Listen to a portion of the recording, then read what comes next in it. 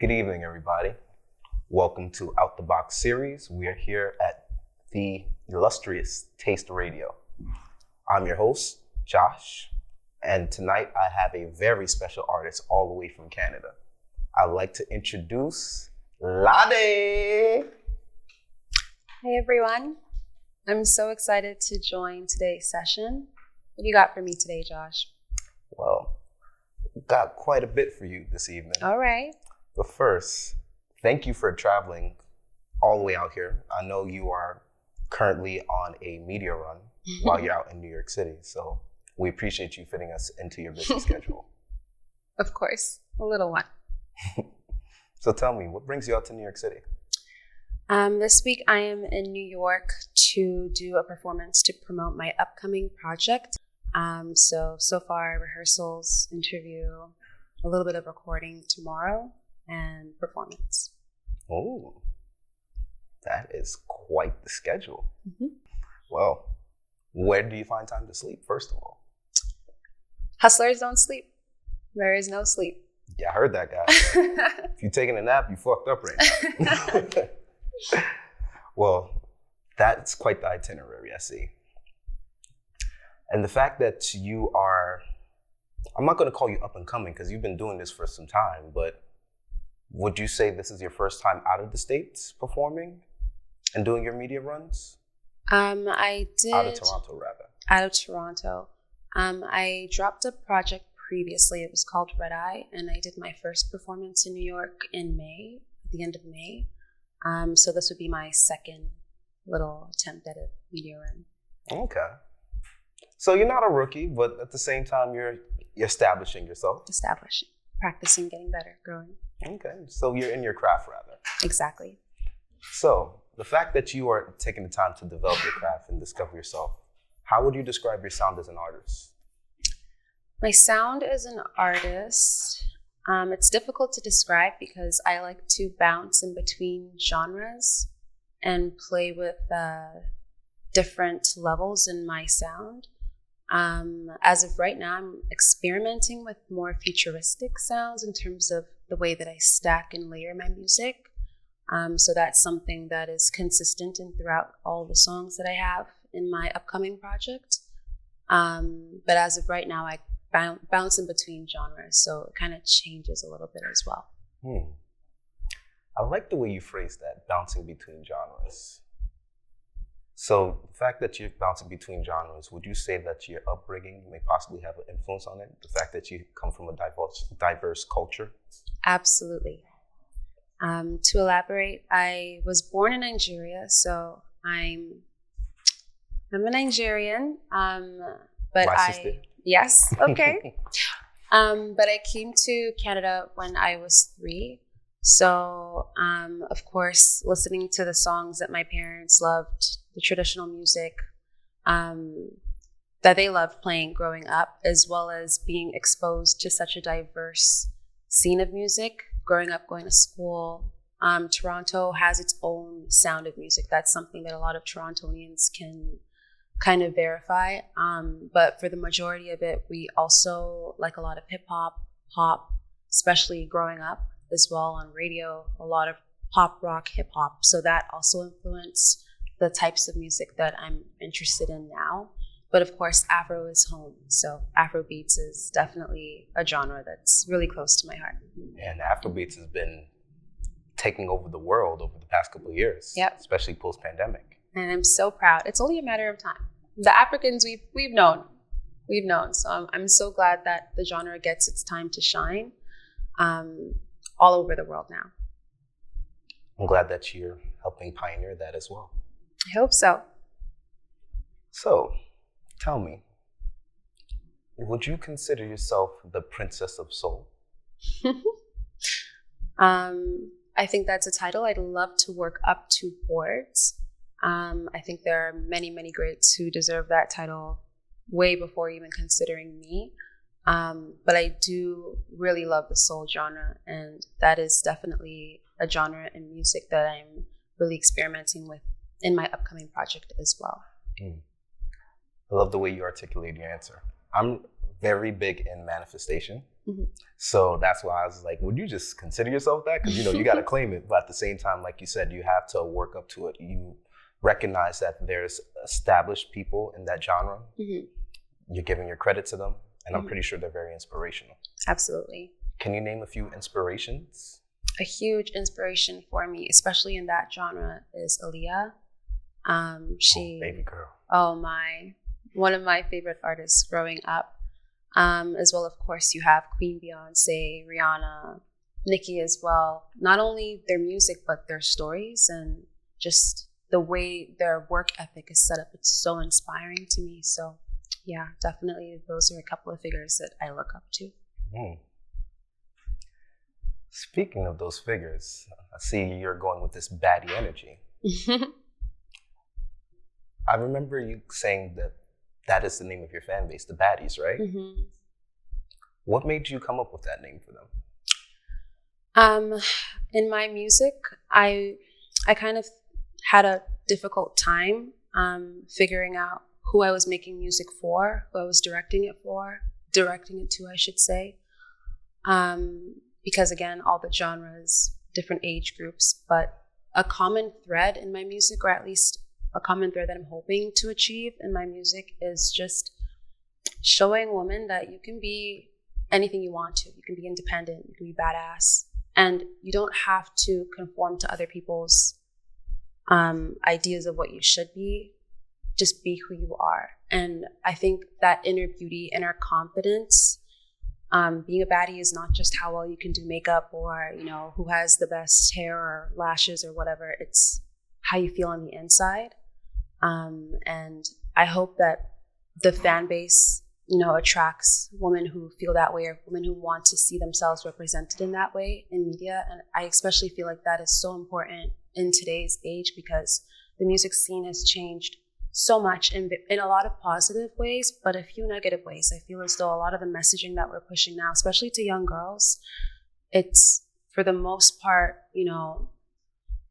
not allowing them to see themselves in the best light, in their current selves. So that's, I don't know, the name just kind of made sense. Plus, Lahde was a bad girl growing up, so it made sense.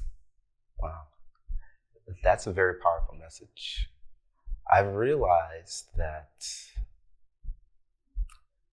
you really are a very intelligent individual.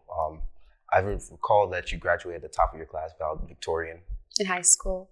And also you attended one of the most prestigious business schools as well. I go to the University of Ottawa. I'm still in my final year, so I'll be right back on campus next week. Because hearing you speak, you're very articulate. You have a good head on your shoulders. I'm kind of having cognitive dissonance because I'm like, is she sure she's the age that she claims she is? I'm like, I know I've seen your license, but damn. Looking at your academic resume, it is quite extensive. What made you decide to go the course of pursuing music as opposed to going full-time into business? Music is my calling. It's always been music for me. When I was younger, like I did the vocal lessons, I sang in church. It just always has been there. And I forgot for so long that I was writing songs in like elementary school. I had a little song book that I found, and I'm like, at this point, I owe it not to anybody else, but to younger Fumi, to show her that like, just try. What's the worst that can happen? And if the worst does happen, I can fall back on my degree. So there's really nothing to lose, right? And I'm young now, I have time now, and it's something that I'm passionate about. So why not go for it? That's amazing. I come from an immigrant background as well.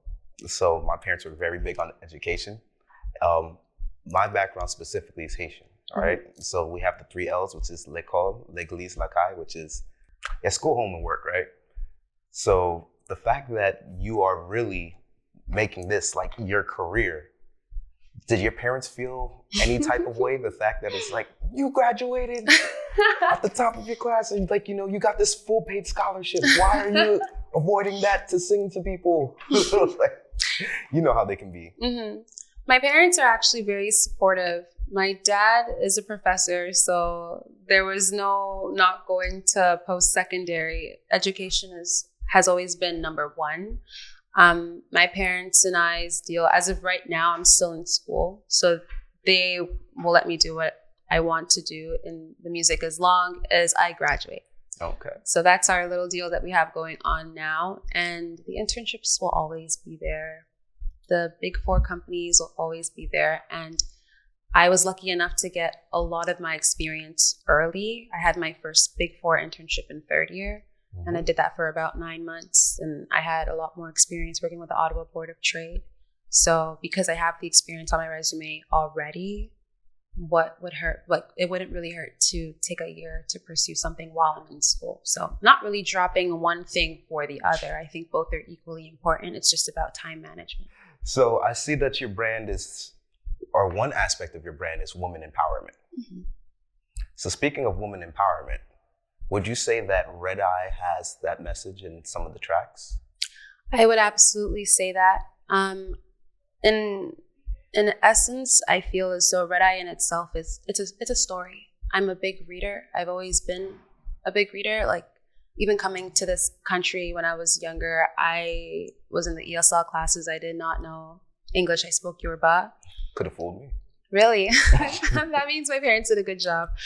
But reading was how I really learned to better my English. So now when I write songs, it's very story-like. And I feel like it keeps it interesting. It keeps people wanting to listen right up until the end. I'm very strategic with the way that I place my lyrics. So there are themes of empowerment all throughout Red Eye. But it is put together from the track list and the lyrics and the wording as a story.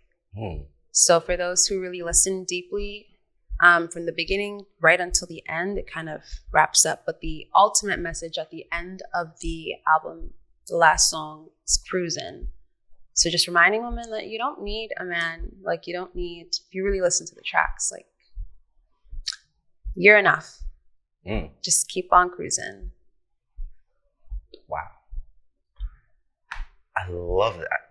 I really do. Especially just in my mind, I can see the album itself, and I have like the list of tracks. The fact that you started with Batter Up, and then you're going to Cruising. I thought that was a hell of a way to start the project. It was like introducing people to who you are. So tell me about that track, Batter Up. What inspired it? Batter Up she's a special one. All of my songs have like personalities, but that was a song I did out in a song camp, the Creative Space Song Camp. In Miami. That was the first song I did in that song camp. And I chose this to be the first song for the project because, first of all, it's my first release as well as an artist. From the name, like, Batter Up, it's like game on, like game time. So kind of opening the project up like that kind of made sense to me, as well as the progression of the song as well. Like, it kind of starts off a little bit hypnotic, and then it dips after that beat drop, and then it just ends with like leaving the audience wanting more. So I felt like it was like the best song to start that project off with. Game time. Wow. Super Bowl goals. You hear that, guys? Got that from my man, Reg. Every day's a Super Bowl over here. So, that just shows that we have to perform at our best level. Like, exactly. It's not something that, it's not a regular kind of thing. It's very important. This is history right here. So that leads me up to the following record, which is Tell Me. I thought that was such a vibe. It literally, you're saying the first track was hypnotic. That track was very hypnotic. And your synergy with the gentleman that you're featured with on that track is just, you would have thought you guys were brothers and sisters. Yeah. So how did that track come about, first of all? And who chose the beat? The artist on that track is one of my musical brothers. His name is Lahde. He's an artist out in Vancouver. We met in my first song camp ever, the New York Song Camp. And we were like the only two Canadians in the song camp, and the CEO of Creative Space, he was like, he saw us both kind of chilling sides of the room, not really speaking to anyone, and he was like, Levy, Lahde, meet each other, go make friends. And ever since then, like, we're just, and he's been in the game longer than me as well, so he's been a really great mentor, great brother, great guide, and we both have that R&B. I don't know, I feel like Canada is very R&B as well, so we connected over that. After we had left the song camp, I was kind of putting the songs together. Tommy, was the last addition, I believe, to the project. I was in my kitchen one day just cooking dinner, and he sent me a message, and he was like, I just did the song, what do you think, open verse? And the very next day I went to the studio and recorded my verse. Like, it was just like the chemistry, what he was talking about, I just felt like it was a conversation, and that's what the project was needing. I felt like there was such a huge female presence on the project. It was a good idea to like have a male presence kind of almost defending, in a way, but it fit in pretty well. So talk about creative. Mm-hmm. So the fact that you had that amazing synergy, and you were mentioning the song camp, or you said song camp, correct? Mm-hmm. Tell me more about that song camp, because it seems, first of all, growing up, I wasn't aware that they had things like that. Mm-hmm. Camps where different people in the music industry can actually come together and collaborate, as well as grow and expand their knowledge on the industry, in addition to expanding their skill set. How did you even come across that camp? Like, where do you hear news about that? Back when I started my musical journey, it's not been a super crazy long time, but around January, I had been recording with my engineer in Ottawa, where I go to school. His name is Dre. Shout out Dre. And when we started working together, I started posting snippets on like my Instagram, and people started to kind of snap back, and they wanted me to put the music out, but it was all YouTube beats because I didn't know any producers or anything at that stage. So this was about December of last year. And at that point, I was like, if I want to continue doing this, maybe I should take it a little bit more seriously. So we submitted one of the songs that we did on a YouTube beat to the Creative Space Song Camp. And I went to class. I was in my class, and then I got the email back saying that I had gotten accepted, and it was from Jay Hatch himself. And I'll circle back to Jay Hatch because he deserves a shout out on his own. But I got accepted, and long story short, that's how I found my way into my first song camp in March. And I would tell any artist, who's maybe still in the stages of wanting to write, or clean up their writing skills, things like that. There's so much that you can learn in spaces like that, bouncing off of other artists and other creatives. I would tell them, go to a song camp, because I had gone into the camp kind of like in that in-between stage of, do I want to do music? I have my internships, I'm in business school. What do I want to do? And I came into New York, one person came out knowing what my purpose was. So and then also all of the amazing people that you meet there, all of the life advice I've even gotten, even outside of the music, a crazy amount of just amazing individuals that you can meet there. So and then back to Jay Hatch and himself. He is the coordinator of these song camps, and there definitely wouldn't be this interview today without a lot of his encouragement and his guidance. He's definitely one of my mentors. Just putting everybody before himself and just wanting everyone to win in the room. It's so inspiring for you to want to do the same. But big shout out to him. Sounds like the song camp not only gave you reliable business partners, it gave you lifelong friends. Yeah, heavy on the friends. I've made a lot of friends in these camps. I'm glad you did. It's definitely, it shows. It shows in your work ethic. It shows in how you are able to relate and communicate with other individuals. You definitely have a very bright future. Thank you. So we're going to get ready to wrap this interview up, right? Because I know you have quite a busy schedule. But is there anything that you want your core audience to know? Anything you want your fans to know about Lahde? I want them to know that I'm coming. We're working, perfecting the craft. There's lots of work to do. Rome wasn't built in a day. I'm excited to finally break down that wall one day and get to meet them. But I'm coming. Just wait. And tell us, what is your most out-the-box moment in your music journey thus far? In my music journey, I don't know, there have been so many. Maybe taking up that first performance, because that really, it took up the opportunity, and I was like, wait a minute, what am I going to perform? I don't have any music out. So I set that as a goal, and within that entire album was put together within like 6 weeks. So it's a great body of work to be done in 6 weeks. I'm excited to share it with you all. I hope you find the little things that I have hidden in the album. It'll be entertaining to listen to. So keep an eye out for that across all platforms. Apple Music, Spotify, whatever you're into. Yeah, okay. I'm gonna be on the lookout for your next project.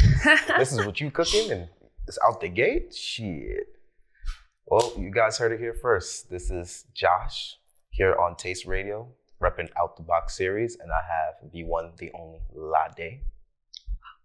Lahde, can you tell the audience where they can find you at? You can find me across all platforms on Instagram at Lahde Music. That's LADE.music. And on TikTok at Life with Lahde if you want to get more intimate. And on Snapchat, f.xox. Y'all heard him. And you can find me at JDThePlug_22, as well as Out the Box series, all one word.